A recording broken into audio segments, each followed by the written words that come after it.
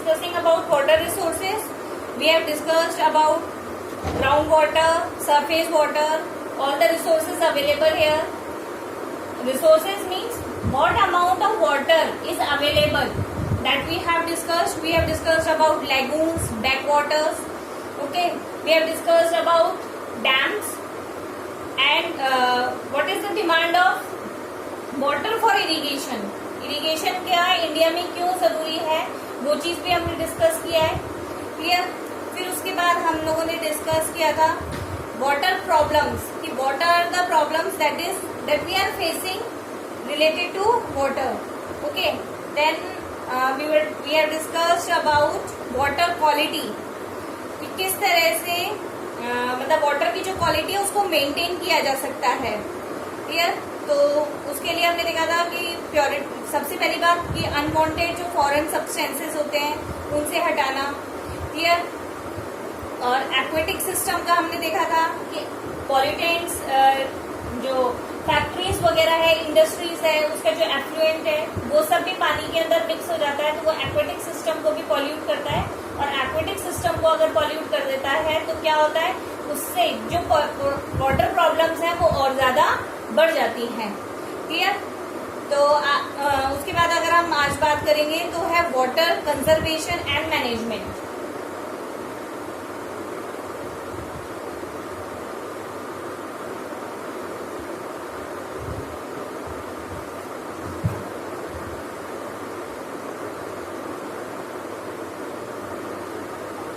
ठीक है. वाटर को किस तरह से कंजर्व किया जाए, बचाया जाए, उसका कैसे मैनेजमेंट किया जाए, ये चीज हमको देखनी है. ठीक है. आपको पता है कि जिस तरह से पॉपुलेशन बढ़ रही है तो definitely demand for fresh water,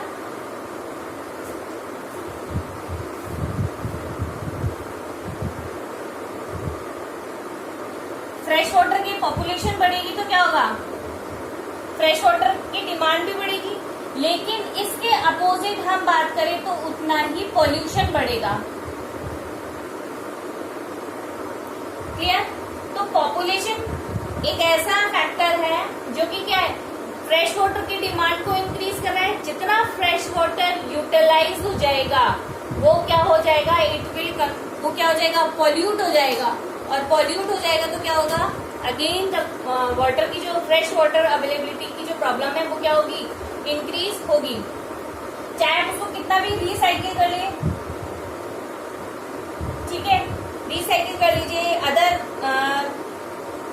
methods use कर लीजिए, लेकिन जो फ्रेश वाटर है ये क्या होगा, डिक्रीज हो जाएगा.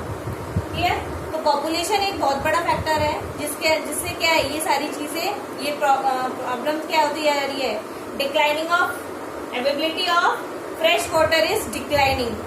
क्लियर. इसके बाद अगर हम बात करें, बहुत सारी टेक्नोलॉजीज हैं, मेथड्स हैं, एफर्ट्स हैं, उनको यूज करने के बाद भी, लेकिन इस चीज के ऊपर हमें क्या करना पड़ेगा, बहुत ज्यादा ध्यान देना पड़ेगा. पॉल्यूशन कि कौन कौन से मेथड्स को अडॉप्ट किया जाए ताकि हम पॉल्यूशन, जिसकी वजह से हम जो ऐसे एफ्लुएंट है उसको हम फ्रेश वाटर में डाल रहे हैं, फ्रेश वाटर यूज कर रहे हैं, उससे पॉल्यूशन तो हो ही रहा है. Plus industrial waste, human waste, ये सब चीज इसमें डंप करने की वजह से क्या हो रहा है कि ये पॉल्यूशन क्या हो रहा है, और ज्यादा इंक्रीज हो रहा है. क्लियर. दूसरी चीज हम बात करें वाटरशेड डेवलपमेंट, वो कौन कौन से मेथड, मैनेजमेंट आप कैसे करेंगे. तो अगर हम बात करें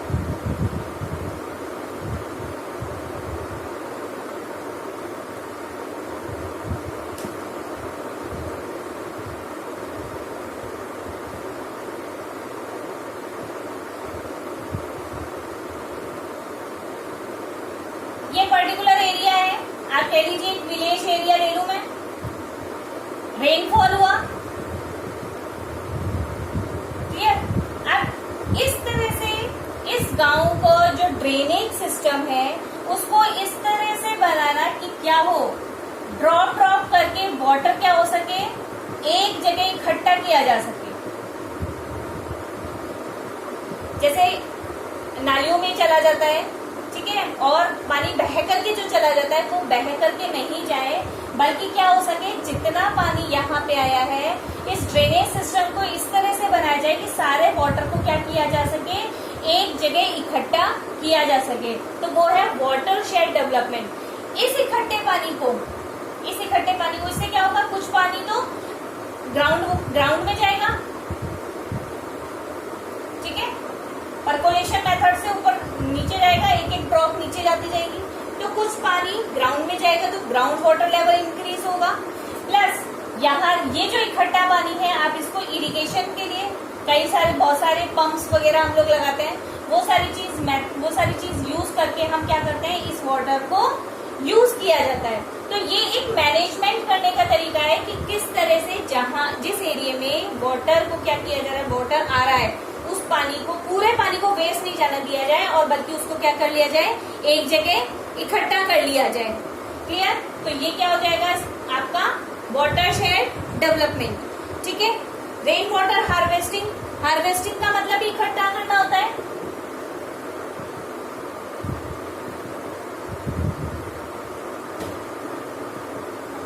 हार्वेस्टिंग का मतलब इकट्ठा करना। अब रेन वाटर है, ये तो हो गया पूरे एक एरिया की बात। आप लोग देखते हैं कई लोग क्या करते हैं, अपनी रूफ पे, छतों पे क्या करते हैं, इस तरह से उस मेथड को डेवलप कर लेते हैं, एक टैंक टाइप डेवलप कर लेते हैं कि जितना भी वाटर जो रेन के थ्रू आ रहा है वो पानी क्या हो जाता है, इसके अंदर इकट्ठा हो जाता है, वो बह करके आउटलेट से बाहर नहीं जाता है, नालियों से बाहर नहीं निकलता है, बल्कि वो पानी क्या हो जाता है, इकट्ठा हो जाता है, ठीक है। और वो वाटर क्या हो जाता है, यूजेबल होता है। और आपको ये पता है रेन वाटर प्योरेस्ट फॉर्म, जिसको आप D2, ठीक है, DO2 ये गड़बड़ है, ठीक है, डिस्टिल वाटर आप जिसे बोलते हो।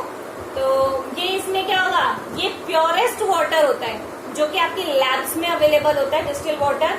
और ये क्या होता है, बेस्ट वाटर होता है। आप लोग पता है कई लोग जो होते हैं ना, हेलिंग होती है ना, ओले, उसको हेल्स को क्या कर लेते हैं, इकट्ठा कर लेते हैं और इकट्ठा करने के बाद उसको थोड़े टाइम के लिए छोड़ देते हैं ताकि जो मड वगैरह है वो सारी चीज, या मड या और भी कोई अगर इम्प्योरिटी है वो नीचे बैठ सके और उसको जो ऊपर जो प्योर वाटर रह जाता है, ठीक है, उसको क्या कर लिया जाता है, उस वाटर को यूज कर लिया जाता है, ड्रिंक इट, उस पानी को वो पीते हैं। और ये भी माना जाता है कि बहुत सारी जो डिजीजेज है वो क्या हो जाती हैं, डिजीज भी उससे खत्म हो जाती हैं।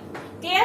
तो ये क्या है, रेन वाटर हार्वेस्टिंग, जिसके अंदर हम छतों पे या किसी भी तरीके से उसको क्या कर देते हैं, वाटर को इकट्ठा कर लेते हैं। क्लियर? तो ये आपका हो गया rain water harvesting. Water recycling,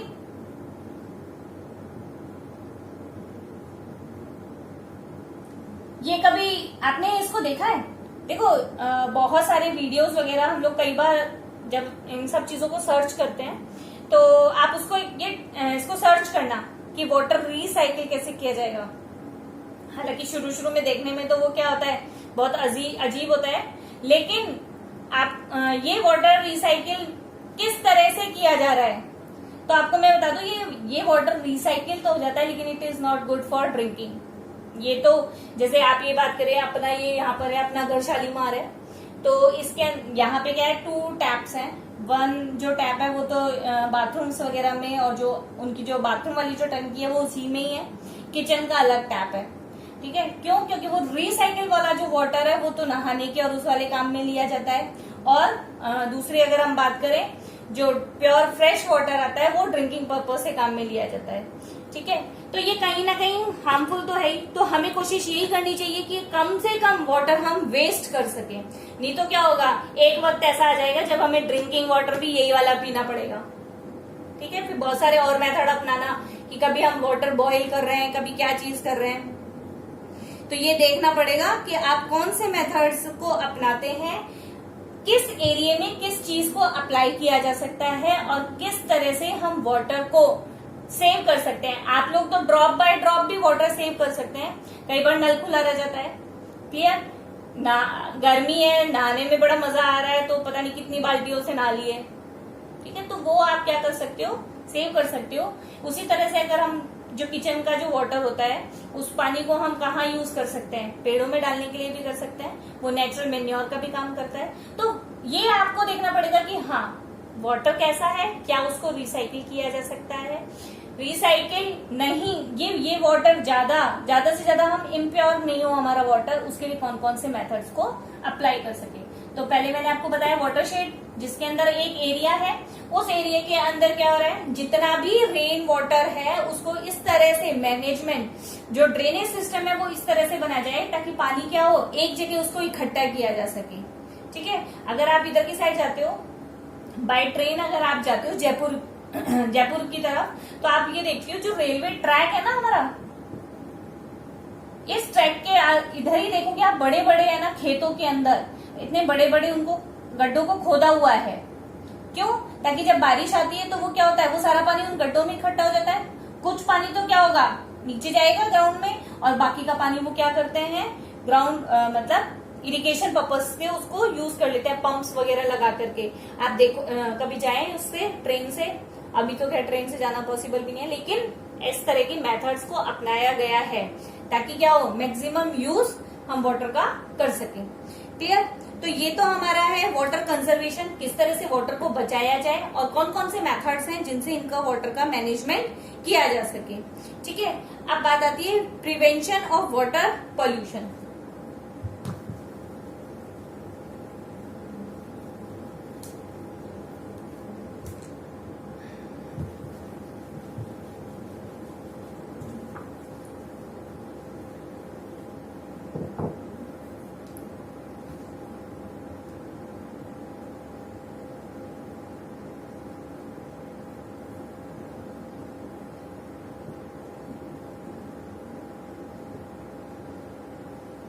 हम गंदा करेंगे तो लौट करके ये हमारे पास ही आएगा। क्लियर? तो कोशिश हमारी यही रहे कि वाटर पॉल्यूशन को, मतलब इस तरह से वाटर का मैनेजमेंट किया जाए कि वो पॉल्यूशन कम से कम हो। ठीक है, आपको ये बात पता है कि बहुत ज्यादा रैपिडली ये डिग्रेड हो रहा है, इसकी क्वालिटी बहुत ज्यादा कम, मतलब खराब हो रही है, जल्दी से जल्दी इसको मतलब खराब हो रहा है, या फिर कह लो हम लोग यूज इस तरह से कर रहे हैं कि वाटर पॉल्यूशन बढ़ रहा है। क्लियर? दूसरी चीज हम ये देखें, आप लोग ये देखते हो कि बहुत सारे एरियाज हैं जहां पर पॉपुलेशन आपको कम मिलेगी। अभी अभी मैंने आपको सीधा लिंक बताया था पॉपुलेशन का, पॉपुलेशन कम मिलेगी तो पॉल्यूशन कम होगा, पॉल्यूशन अगर कम होगा तो वाटर पॉल्यूशन जो है वो भी क्या होगा, कम होगा। क्लियर? तो पॉपुलेशन, जिन एरियाज में पॉपुलेशन, नंबर ऑफ पॉपुलेशन कम है, उन एरियाज में वाटर पॉल्यूशन कम है। ठीक है, तो एक तो, लेकिन ये एक हमारा फैक्टर है पॉपुलेशन का। दूसरी चीज अगर हम बात करें प्लेन एरियाज में, ठीक है, प्लेन एरियाज जहां पर क्या है, जहां पर हमारे पास वाटर, तो वाटर रिसोर्सेज अवेलेबल है, ग्राउंड वाटर रिसोर्सेज भी अवेलेबल है, तो लेकिन हम वहां पे वाटर कैसे यूज करते हैं, अपने डोमेस्टिक पर्पज से। ठीक है, एग्रीकल्चर, डोमेस्टिक पर्पज है, एग्रीकल्चर है, इंडस्ट्रियल पर्पज है,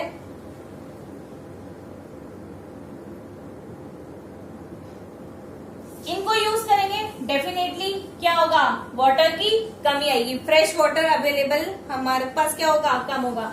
अगर हम इन पर्पज, एग्रीकल्चर पर्पज की अगर हम बात करें, एग्रीकल्चर में अगर हम इरिगेशन, आप सोचे कि हम इरिगेशन में उसको यूज कर लेंगे तो क्या होगा, जो प्रोडक्शन होगा उसके अंदर कहीं ना कहीं क्या होगा, क्वालिटी में कमी आएगी, और वही चीज हम खाएंगे तो क्या होगा, इन सब चीज इनकी क्वालिटी में क्या होगा, कमी आएगी। तो डोमेस्टिक पर्पज से वाटर को यूज करते हैं, एग्रीकल्चर पर्पज से और इंडस्ट्रियल पर्पज से, और जो कि क्या कर रहा है, पॉल्यूटेंट्स क्रिएट कर रहा है। दूसरा अगर मैं बात बताऊं, एग्रीकल्चर की अगर मैं बात करूं, हम लोग क्या यूज करते हैं, पेस्टिसाइड्स। ठीक है, पेस्टिसाइड्स वगैरह देखते हैं आजकल, तो अब ऐसे भी आप देख रहे हो जो टिड्डी दल आ रहा है, ठीक है, उनके लिए क्या किया जाता है, ड्रोन से भी पूरी वो दवाई वगैरह छिड़की जा रही है। तो क्या होगा, आप दवाई है, आपने पेस्टिसाइड्स डाला है, now again you are watering them, वो पेस्टिसाइड्स क्या होगा, धीरे धीरे नीचे की तरफ आएगा, सॉइल में मिक्स होगा और वाटर के थ्रू वो नीचे चला जाएगा, तो सॉइल को भी खराब करेगा, और जो ग्राउंड वाटर जाएगा उसको भी वो क्या करेगा, खराब करेगा। तो क्या बढ़ेंगे, definitely pollutants will increase. Clear? करें ये तो क्या है, हमको किस तरह से प्रिवेंशन है, but what are the steps taken by the government. तो अगर हम बात करें the central pollution control board,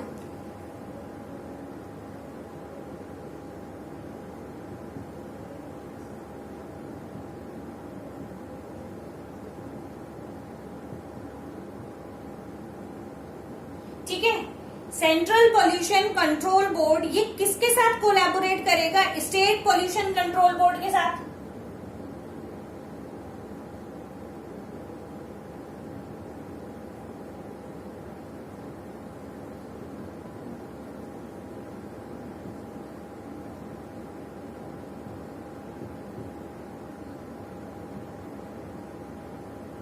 इसके साथ कोलैबोरेशन मतलब मिलके काम करना, ठीक है। तो सेंट्रल पॉल्यूशन कंट्रोल बोर्ड जो है वो स्टेट पॉल्यूशन कंट्रोल बोर्ड के साथ काम कर रहा है, और उसके बाद वो ये देख रहा है और भी बहुत सारे माइनॉरिटीज जैसे कि अगर नेशनल एक्वेटिक रिसोर्सेज वगैरह हैं, इन सब के साथ वो सब काम करने के बाद उसने अपनी रिपोर्ट दी, और रिपोर्ट में उन्होंने बताया कि जो मेजर पॉल्यूटेंट्स हैं,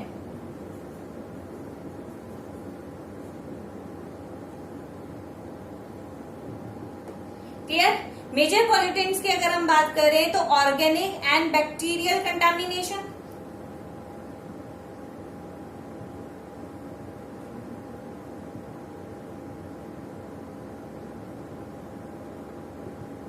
कंटामिनेशन यू नो संक्रमित होना, ठीक है। तो ऑर्गेनिक बैक्टीरियल कंटामिनेशन है, टॉक्सिक मेटल्स है,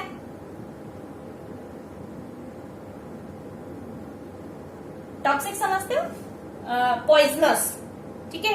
तो इसमें क्या है, बहुत मेटल्स क्या है हमारे लिए जरूरी तो है, लेकिन ये कैसे हो चुके हैं, टॉक्सिक, क्यों, तभी तो हमने इसको पॉल्यूटेंट्स बोला है, तो वो क्या हो चुके हैं, टॉक्सिक्स है, फ्लोराइड है,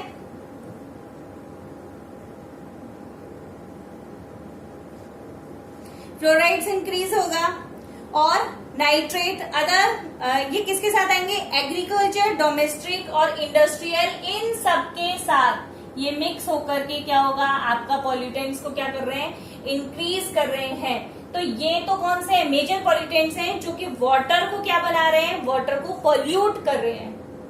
दोबारा सुनेंगे मेरी बात को, जो सेंट्रल पॉल्यूशन कंट्रोल बोर्ड है उसने हर स्टेट के पॉल्यूशन कंट्रोल बोर्ड के साथ कोलैबोरेट होकर के साथ में चल के मिलके जो इन्होंने रिपोर्ट दी, उस रिपोर्ट के बेसिस पे जो मेजर पॉल्यूटेंट्स हैं वो कौन से हैं, ऑर्गेनिक एंड बैक्टीरियल कंटामिनेशन हो रहा है, ठीक है, टॉक्सिक मेटल्स उसमें मिल गए हैं, फ्लोराइड है, ठीक है, ये सारी चीज, इसमें नाइट्रेट भी कह सकते हो आप,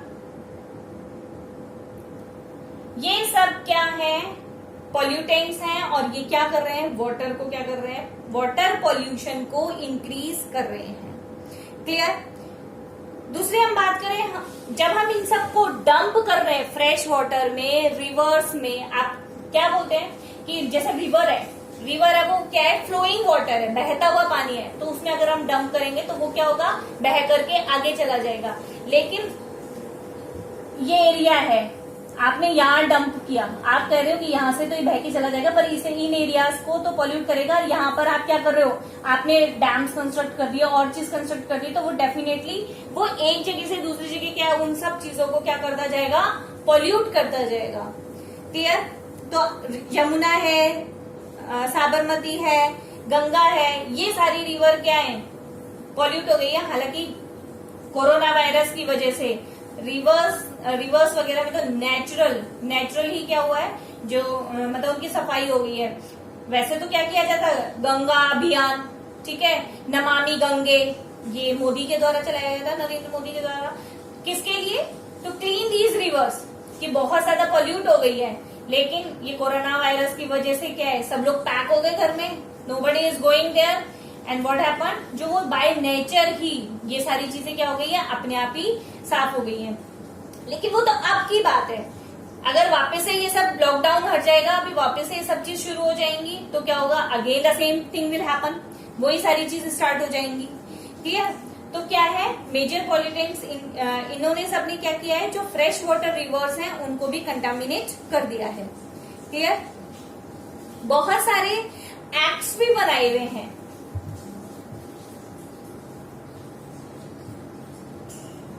बहुत सारे नियम बन के आते हैं कि किस तरह से इनको यूज करना है, बहुत सारे एक्ट्स वगैरह हैं, लेकिन जब तक ह्यूमन बीइंग खुद इंडिविजुअली स्टेप नहीं लेगा, खुद नहीं समझेगा, वाटर पोल्यूशन नहीं रुक सकता।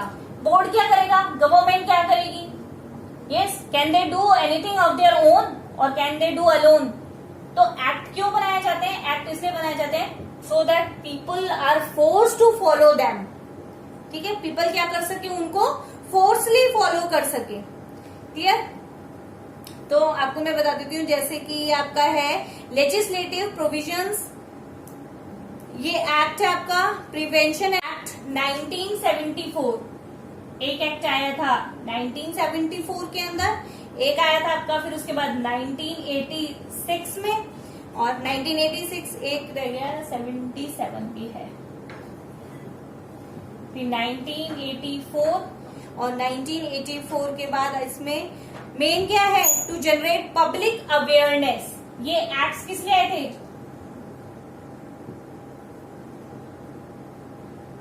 Public awareness.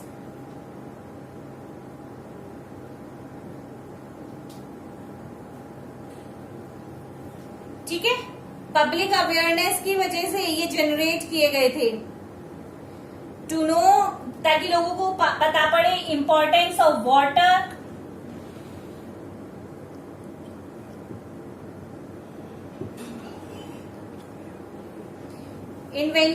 इसको क्या कर सके, प्रिवेंशन कर सके, और पॉल्यूशन को क्या किया जा सके, रिड्यूस करा जा सके।